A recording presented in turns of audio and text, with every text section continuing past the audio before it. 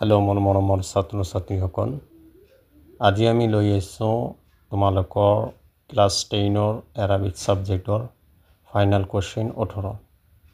ইয়াৰ আগত আমি আলোচনা কৰিছোঁ 2017ৰ কুৱেশ্যন, তাৰ আগত আলোচনা কৰিছোঁ 2016ৰ কুৱেশ্যন। আজি আমি যিটো আলোচনা কৰিম এইটো হ'ল 2018ৰ কুৱেশ্যন।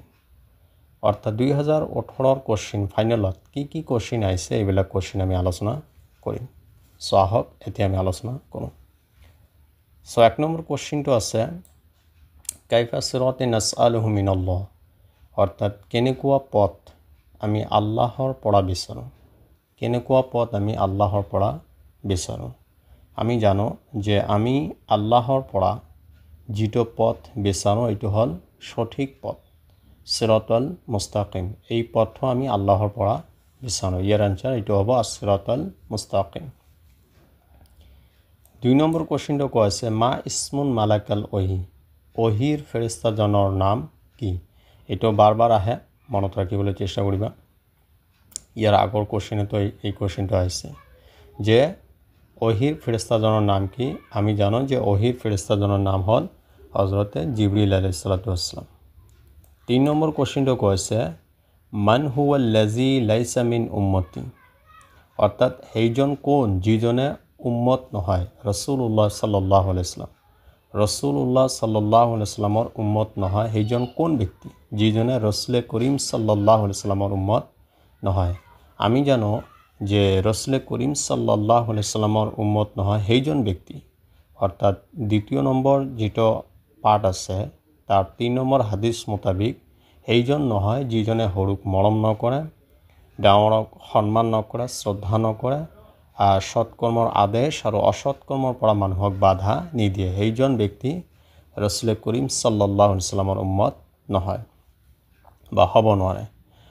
4 নম্বৰ কুৱেশ্যনটো কৈছে মান সাআলা নবী সাল্লাল্লাহু আলাইহি ওয়াসাল্লাম, অৰ্থাৎ কোনে প্ৰশ্ন কৰিছিল, কোনে সুধিছিল নবী কৰিম সাল্লাল্লাহু আলাইহি ওয়াসাল্লামক আইয়ুল আমালি আহাব্বু ইলাল্লাহি তাআলা, অৰ্থাৎ কোন আমলটো আল্লাহৰ ওচৰত অধিক প্ৰিয়।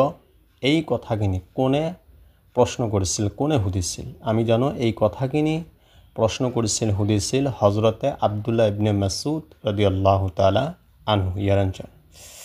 তাৰপিছত 5 নম্বৰ যেটো কৈছে মান কানা উমৰ ইবনুল খাত্তাব ৰাদিয়াল্লাহু তাআলা। এইটো ভেৰি ভেৰি ইম্পৰ্টেণ্ট কুৱেশ্যন হয়।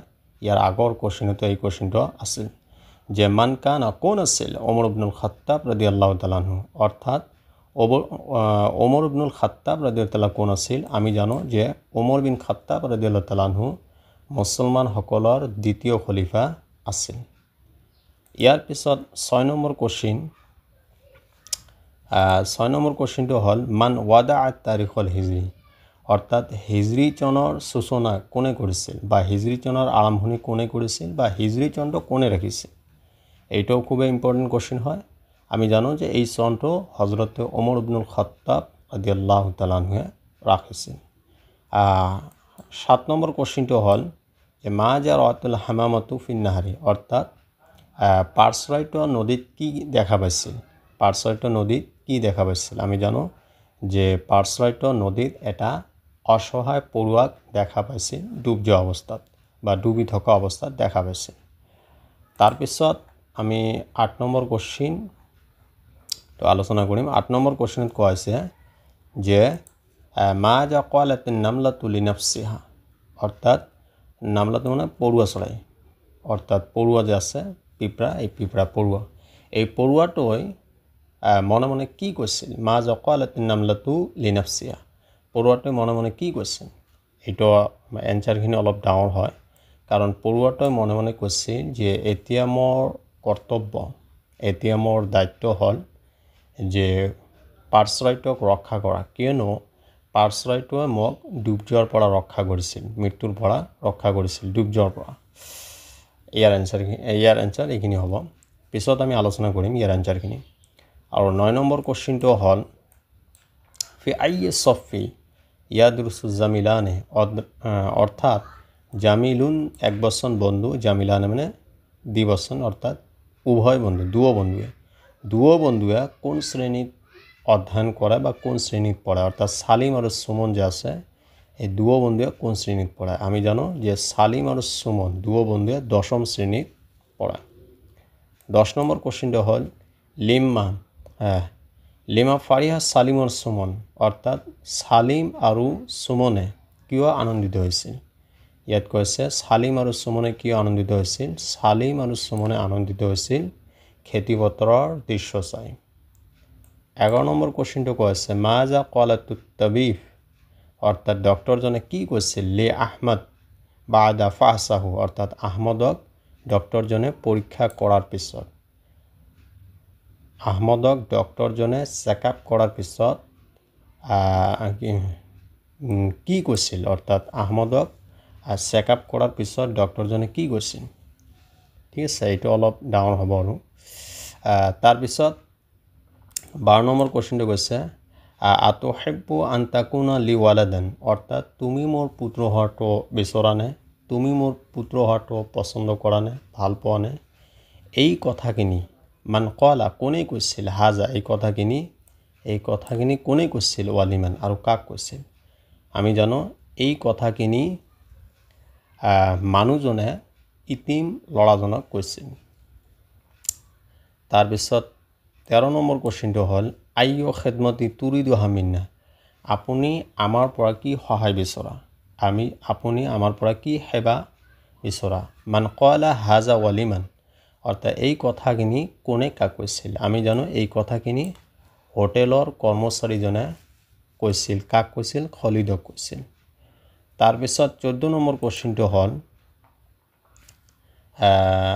মাজা ফাআলা নামিরু বাদা ফাতাহা বাবুল কাফাস এইটো ইম্পর্টেন্ট কোশ্চেন হয় একদম তোমার শেষৰ পাৰ্টত যে আছে 12 নম্বৰ লেসন এই পাৰ্টৰ পৰা এইটো কোশ্চেন আহিছে যে কি কৰিছিল মাজা ফাআলা নামিৰ বাঘটোৱে কি কৰিছিল বাদা ফাতাহা বাবুল কাফাস অৰ্থাৎ পিঞ্জৰা দুৱাৰখন খোলাৰ পিছত পিঞ্জৰাৰ দুৱাৰখন খোলাৰ পিছত বাঘটোৱে কি কৰিছিল জপিয়াই পৰিছিল মানুহজনক খাবলৈ লাস্ট কোশ্চেন হল 15 নম্বৰ বিআইয়ে শাইইন ইয়াৰমিয়াল আতফালু আশাশাত তুয়ুৰ অৰ্থাৎ মানুহজনৰ সন্তানসকলে চৰাইৰ বাহবোৰত কি বস্তুৰে নিক্ষেপ কৰে কি বস্তুৰে দলিয়ায় আমি জানো যে মানুহৰ সন্তানসকলে চৰাইৰ বাহবোৰত কি বস্তুৰে দলিয়ায় পাথৰ অৰ্থাৎ শিলৰ গুটি বা পাথৰৰ গুটিৰে কি কৰে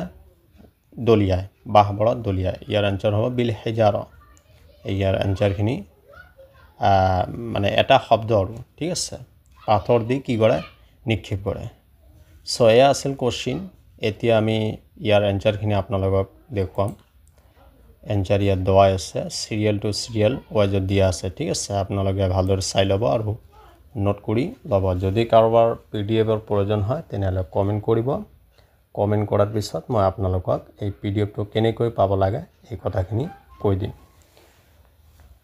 সো ইয়াত দেওয়া আছে প্ৰশ্নসমূহৰ উত্তৰ অৰ্থাৎ ইয়াৰ কোশ্চেন যে আমি আলোচনা কৰিলো কোশ্চেনৰ আনসাৰখিনি ইয়াত সিৰিয়াল টু ওয়াইজত দিয়া আছে আপোনালোকে ইয়াৰ পৰা চাই ল'ব 1 নম্বৰ কোশ্চেনটো হ'ল নাসালু মিনাল্লাহি সিৰাতাল মুস্তাকিম কোনোবাই যদি সিৰাতাল মুস্তাকিম লেখা তথাপিও হৈ যাব 2 নম্বৰ কোশ্চেনটো কৈছিল না ওহিৰ ফেৰেস্তাজনৰ নাম কি জিবৰিল 3 নম্বৰ কোশ্চেনটো এটা হাদিসটো গোটেই লিখিব লাগিব এবাৰ আলোচনা কৰিলে অলপ দীঘল হয় আৰু ভিডিওটো গতিকে আপোনালোকে ভালদৰে চাই ল'ব 4 নম্বৰ কোশ্চেনটো ইয়াত দেওয়া আছে আব্দুল্লাহ ইবনে মাসউদ ৰাদিয়াল্লাহু তাআলা আনহু 5 নম্বৰ কোশ্চেনটো দেওয়া আছে ঠিক আছে তাৰ পিছত 6 নম্বৰ কোশ্চেন এইটো হল 6 নম্বৰ কোশ্চেন এইটো হল 7 নম্বৰ কোশ্চেনৰ আনসাৰ ঠিক আছে ইয়াৰ পিছত 8 নম্বৰ এইটো হল 8 নম্বৰ কোশ্চেনৰ আনসাৰ ইয়াত দিয়া আছে অলপ ডাঙৰ হ'ব 9 নম্বৰ কোশ্চেনটো এটা দুয়ো বন্ধুৱে কোন শ্ৰেণীত অধ্যয়ন কৰে 10ম শ্ৰেণীত 10 নম্বৰ কোশ্চেনটো কিয় আনন্দিত হৈছিল খেতিপথাৰৰ দৃশ্যবোৰ চাই 11 নম্বৰ কোশ্চেনটো অলপ ডাঙৰ হ'ব কোশ্চেনৰ আনসাৰখিনি 12 নম্বৰ কোশ্চেনৰ আনসাৰখিনি এইটো হ'ল অৰ্থাৎ মানুহজনে ল'ৰাজনক কৈছিল 13 নম্বৰ কোশ্চেনটো হ'ল এইটো যে হোটেলৰ কৰ্মচাৰীজনে কাক কৈছিল খলিদক কৈছিল তাৰ পিছত 14 নম্বৰ কোশ্চেনটো হয় এইটো ঠিক আছে মানুহে কি কৰিছিল বাঘটোৱে জঁপিয়াই পৰিছিল মানুহজনক খাবলৈ আৰু 15 নম্বৰ কোৱেশ্চনটো হ'ল কি বস্তুৰে কি কৰিছিল নিক্ষেপ কৰিছিল দলিয়াইছিল বিল হেজাৰা কোনোবাই যদি খালি এইটো লেখা তথাপিও ৰাইট হৈ যাব সো এয়া আছিল তোমালোকৰ 18ৰ কোৱেশ্চন আজি ইমানতেই ইয়াৰ পিছত আমি 2019ৰ কোৱেশ্চনটো আমি আলোচনা কৰিম সো আজি ইমানতেই থ্যাঙ্কস